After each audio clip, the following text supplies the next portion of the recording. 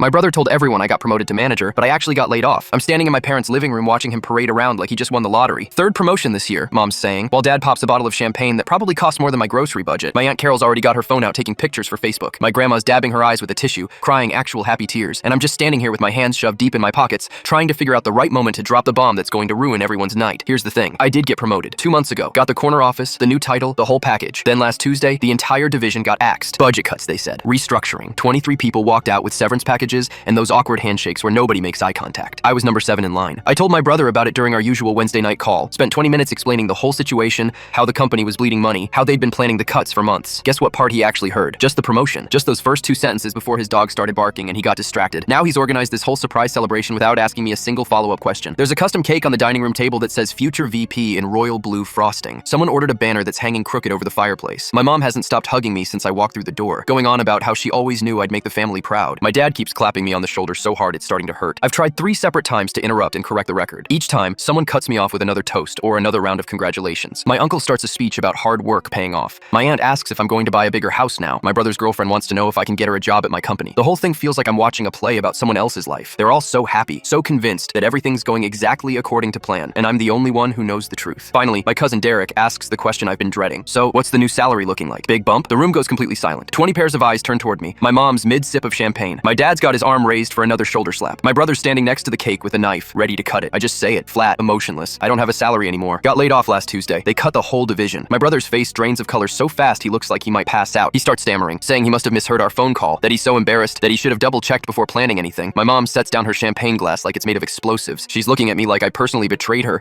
like I got fired on purpose just to ruin this party she didn't even know was happening until an hour ago. My dad doesn't say a word. He just turns and walks straight out to the garage. I hear the door close with that hollow sound that means he's not coming back anytime soon. My Aunt Carol fumbles with her phone, probably deleting the photos she already posted. My uncle's staring at his shoes. Derek mutters an apology and disappears into the kitchen. The room that was bursting with celebration 2 minutes ago now feels like a funeral. My brother's still standing there holding the cake knife, looking like he wants the floor to open up and swallow him whole. He keeps apologizing over and over. I'm so sorry, man. I should have listened better. I should have called you back to confirm. I tell him it's fine. It's not his fault. These things happen. But my grandma, she's the only one who hasn't moved. She's still sitting in her chair by the window, and she puts down her champagne glass with this deliberate, careful movement. Then she stands up, walks straight over to me, and squeezes my hand hard. Not a sympathetic squeeze, a firm one. She looks me right in the eyes and asks, "So what are you doing next?" I tell her I've got 3 interviews lined up already. 2 freelance contracts starting Monday, 1 consulting gig that could turn permanent. Been networking like crazy for the past week. She smiles, that real smile that crinkles the corners of her eyes. Then she looks around at the whole silent, uncomfortable room and says loud enough for everyone to hear, "Sounds like you're already moving up." Then my phone buzzes in my pocket. It's the CEO from my second interview this morning, the one I thought went badly, offering me department head with a 40% raise over my old position. I look up at the room full of pitying faces and smile.